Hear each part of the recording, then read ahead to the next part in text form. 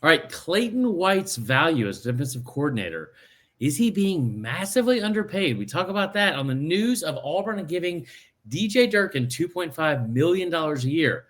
We talk about all that and more. Locked On Gamecock starts right now.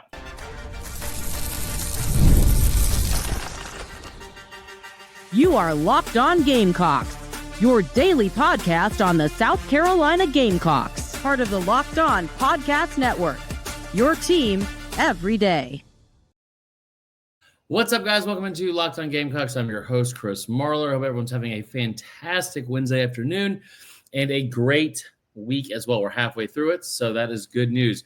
We're about an hour away from tip-off in the South Carolina Ole Miss game. I'm going to tell you right now, they're a 4-point underdog. We've all seen how well they've played at home this season. I feel like tonight's the night. I feel like tonight is the night they're going to beat Ole Miss. We'll see. We'll see. Before we get into the show, want to say thank you so much to everyone that makes Locked On Gamecocks your first listen each and every day. Shout out to our everydayers. Remember, we're a free and available podcast wherever you get your podcasts, as well as on the Locked On Podcast Network on YouTube.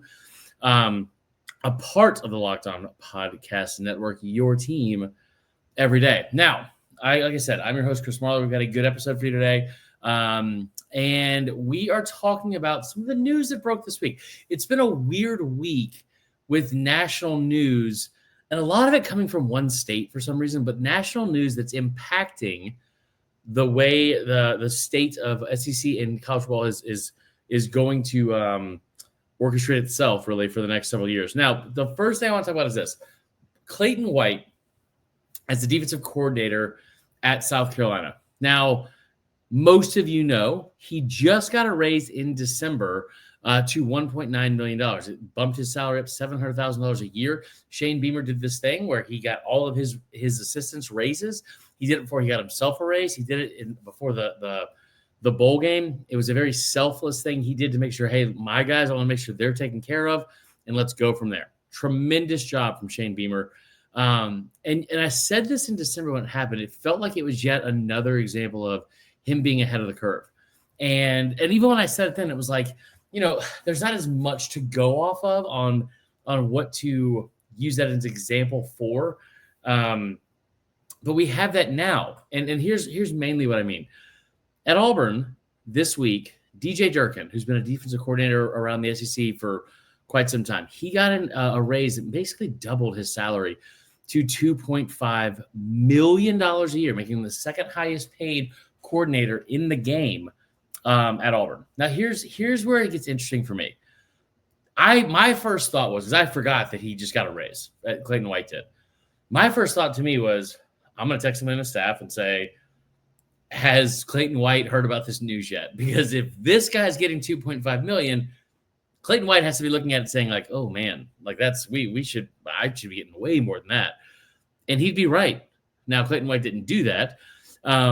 But it is yet another example of getting out ahead of the curve and saying getting out ahead of the curve and saying, we're going to make sure we take care of our guys. We're going to do it in a way because we want them to be here.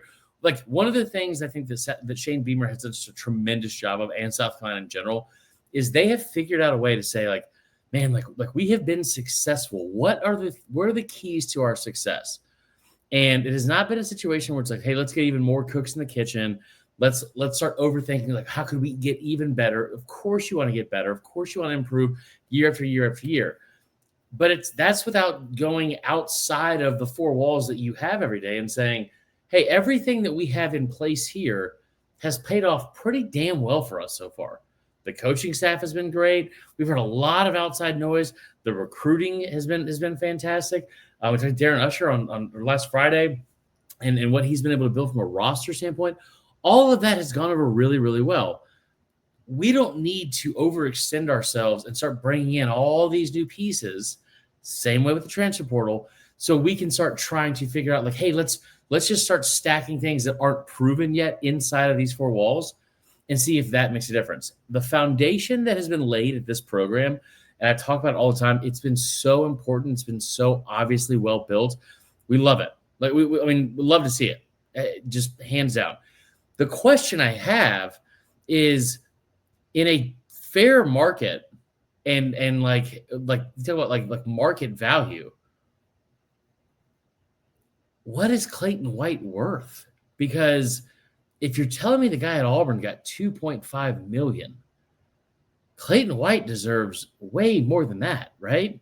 Like 1.9 is nothing to shake a stick at. Like 1.9 million is a good salary. He's with his incentives and everything like that. He's one of the very few people and coordinators in this country who are going to be getting over 2 million in their salary. And he's deserved every bit of it. We talked about it last year, how going into the season, we wondered if he's a little bit on the hot seat because fans were kind of frustrated with some of the things they saw towards the latter half of the season. And then all you saw this year was consistent improvement in one of the best defenses and one of the most elite defenses from a talent standpoint, schematic standpoint, and production standpoint in the entire country. Now, where do we go from here? You're not going to have Nicky Memori back. You're not going to have Kyle Kennard back. But again, I think it speaks volumes out of like when you give a contract, you either give a contract based off of what you think someone has earned or what you think the potential they have is to be. And what I mean by that is you reward contracts based off of like someone's production and value they've given to your franchise, your organization, or your program, whatever. I think that's probably what the contract that Clayton White was given was based off of. It's what he earned. The contract that we're seeing at other places, it's like this weird arms race that you see with some schools where they feel like they have to pay a coordinator this in fear that, one, they might leave to go somewhere else, and then two, if they're not paying something that makes them one of the highest paid staffs, highest paid assistants, highest paid whatever, it makes them think that the optics from the outside looking in is, well, that program really isn't being taken seriously. The guy at LSU is, and in Texas, they're paying their coordinators upwards of $2.3 million. I mean, we got to be around that, right? Like what are we doing over here at Auburn if we're not paying 2.5? Like we want to seat at the table with like the other big boys of the conference and nationally. Like the guy at Ohio State just left after having the best defense in the country to go to Penn State, and he got 3.1. Like you want to be taken seriously from the outside looking in. It's to keep up with the Joneses situation. But at South Carolina, it seems like what we have done here and what Shane Beamer has done repeatedly is said we're comfortable with where we're at. We're comfortable in our own skin and our own identity, and we know who we are. We're not going to overextend ourselves by paying this much. So what they were able to do is pay Clayton White a probably more than fair salary because that's what he deserves. Is that he deserves that amount? And I look around the SEC and I'm trying to think of like who am I missing that should be getting paid more than Clayton White? Because from a value standpoint, like you're not going to redo his contract 2 months after he signed it, but I wonder what the cap would be and the ceiling would be for what he's earned. And you look at some of the numbers based off of just last year alone and where this defense ranked. I mean, from a scoring defense standpoint, you ranked, let me see here. It could not have been that high. It was not that high. 12th in the country. The only teams in the SEC that ranked ahead of you, Ole Miss was at 14. They were at second. Texas at 3. Tennessee was at 7. Alabama was at 10. So that puts you right at 5th in the country. I don't think you're going to see Glenn Schumann at Georgia ever be outside the top 5 and what he's getting paid. But the main point of what I'm saying is it's yet another feather in the cap of this program and the way they've run it in terms of we're going to give you we're going to give you money and give you money based on what you've earned. We want you to be here. We have had success with you here. We want you to be here. And that's not just with Clayton White. That's the players. It's everything you've seen with the Garnet Trust, all those things. We want you to be here. So how can we work out something that's mutually beneficial to both of us with you being here? You're seeing it firsthand, and you're seeing it once again ahead of the curve of other teams around the SEC. In this case, it's Auburn. So you talk about a guy like DJ Durkin, who is a very polarizing figure for a number of reasons, getting that much money for that level of production.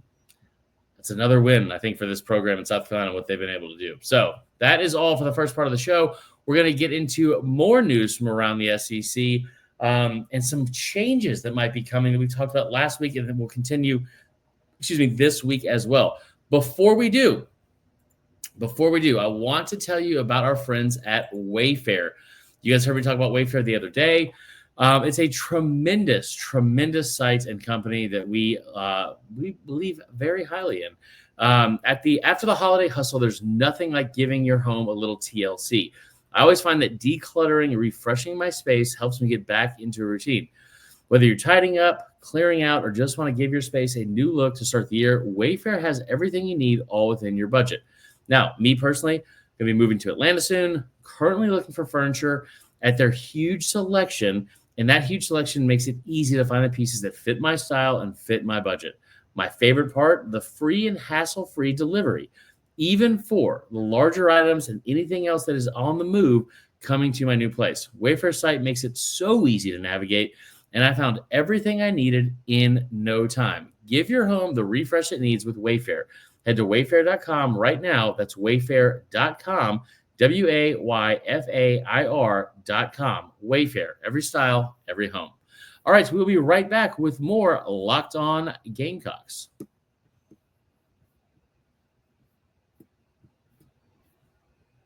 Oh, boy. Or maybe we won't. I don't know. We'll see.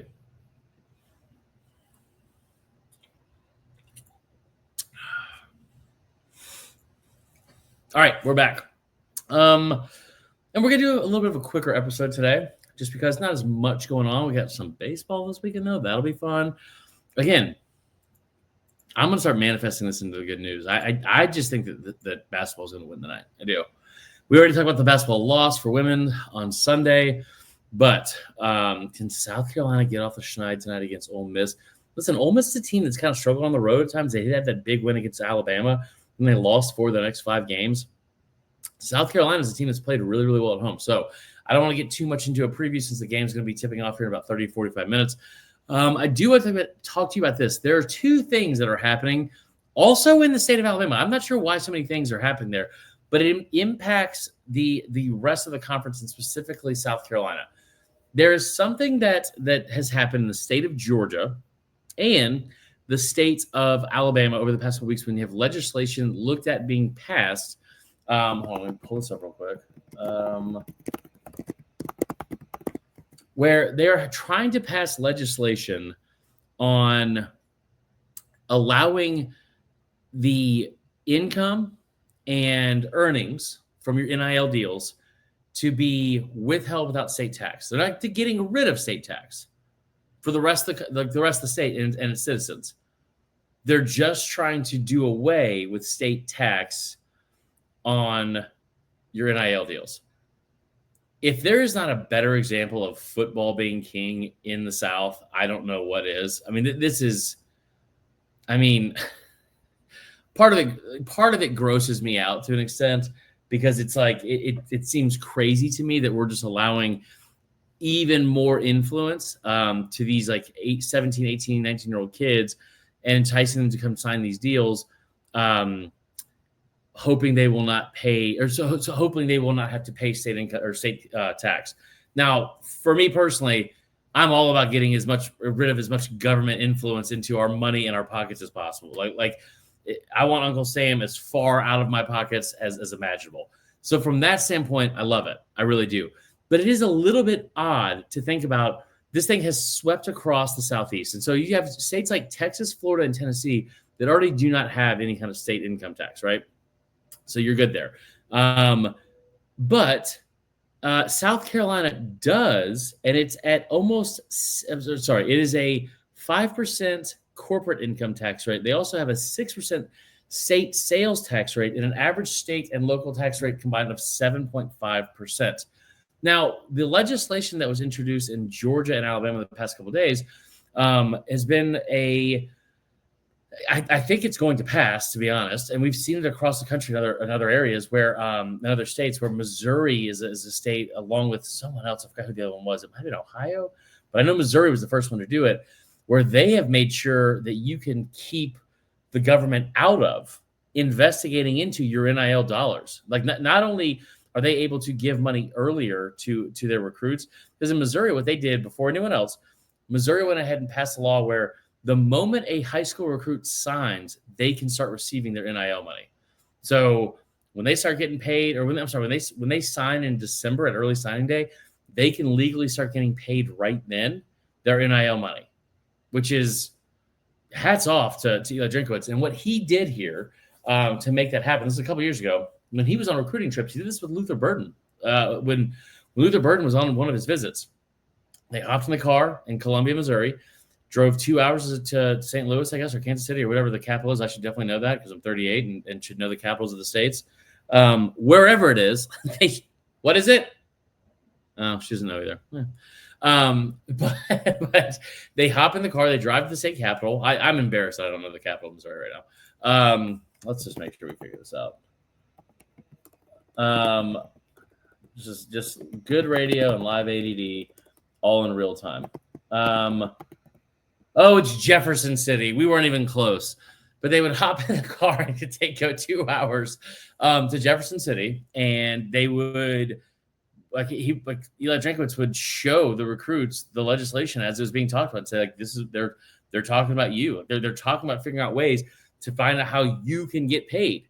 And that's a pretty cool thing. It's a pretty strong selling point. It's one of the things that the guy like Luther Burden saw and was like, how do you turn that down? So I think that in and of itself, I think is a good move. Now, back to what they're trying to vote on, and it's abolishing the state tax that you would have on your NIL deals. I think this is one of the things you're going to see become more standard across the board in NIL. And hear me out as to why I think it's good. I don't fundamentally, I disagree with it. Like I've already told you how I feel about government and taxing any sort of our money and all that kind of stuff. I think that part sucks. But passing this with all the issues facing a state like Alabama, educationally, health-wise, there's tons. The roads are god awful, especially on 20 going over there. There's tons of issues in that state. Passing legislation and pushing this to the forefront of what they're talking about so they can pay high school recruits more money than other states so they can get high school recruits, it feels gross to me. But here's the thing, and I think this is the part I want you to hear the most. Passing that in Georgia, which it's under review, then passing it in Alabama. Now you're talking about, well, that's 2 states. Texas, Florida, and Tennessee already don't have state income tax. That's 5 states in the SEC footprint. At the very least, I think it's a good thing because it starts to show this uniformity of where we can see parallel things from state to state, school to school. The biggest issue facing NIL right now in this sport is that when it first started, the biggest thing was, well, you know what? Here's the thing. Like, anybody can do whatever they want from school to school, conference to conference, state to state. You had rules against some kids getting paid at all in one state, and you'd go one state over, and it was totally different, and you could make whatever. You could make it at an earlier age. It is truly the wild, wild west, and every single state had different rules. And then in the NCAA, every conference had different rules. There was no uniform parallel decisions that was far-reaching across the broader scope of this entire sport and like the NCAA in general. So if this is something that kind of forces the hand, whether it's intentional or not, because I don't think it's intentional, I think it's one of those things where it's like, well, we talked about keeping up with the Joneses earlier. Georgia did it, so then all of a sudden Alabama's like, oh, well, we should probably do that, right? Then you're going to see Louisiana, and then you're going to see Mississippi, and then Arkansas. And you're going to look at these schools, Kentucky, and these states that have SEC schools in them. You're going to want to keep up with the Joneses, the rest of the people in your conference. And you also don't want to be the one odd man out when you're looking at it and it's like, well, I don't know, like A&M and Texas can offer this already versus what we can offer. Now, if you're in Mississippi and you're like, well, now all of our recruits that usually go to Alabama and Georgia and sometimes Louisiana and those places, like, how do we keep them home? I mean, we only get about 10 to 15 4-star prospects in the state a year. How do we keep them home? Well, one way to do that is by being able to offer something similar that they're offering in the other states. So I think, honestly, this could end up being like the byproduct of this greed and this very kind of gross, weird stretch of I don't know how justice isn't the right word, but like I don't know the right word I'm trying to say. I also didn't know the capital of Missouri earlier, so I mean I don't think you guys will hold it against me. But I think the byproduct of this could end up being way more positive than negative. And especially when you consider that, like, what this thing desperately needs, this sport desperately needs more than anything else, is for things to kind of start being the same, things to be equal, there to be a competitive balance and a competitively even playing field across the board, or at least in your conference. Because if you are fighting an uphill battle in South Carolina already with your recruits, and you're looking at like the state of Georgia, I mean, state of Georgia has like 30 plus 4- and 5-star recruits, blue chip recruits a year.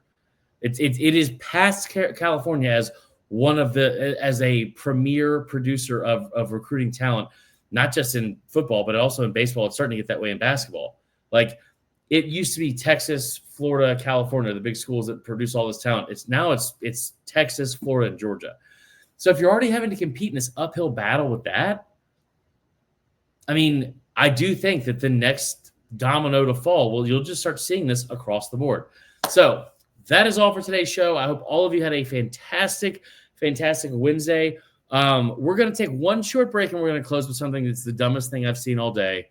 So stick around for that. We'll be right back.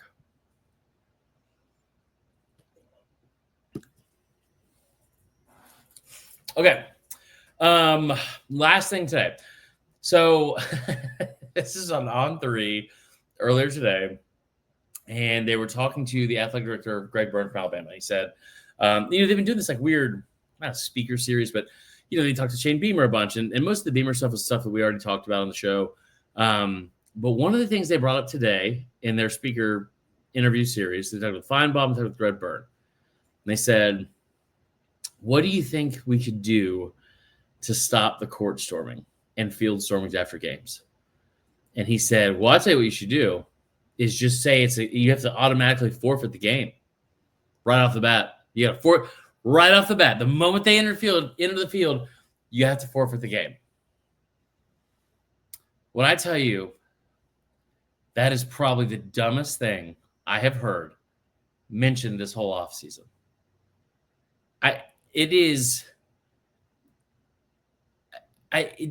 Somebody compared, I think on Twitter, they said that's like saying that you need to get the death penalty if you robbed a Snickers bar from your local grocery store.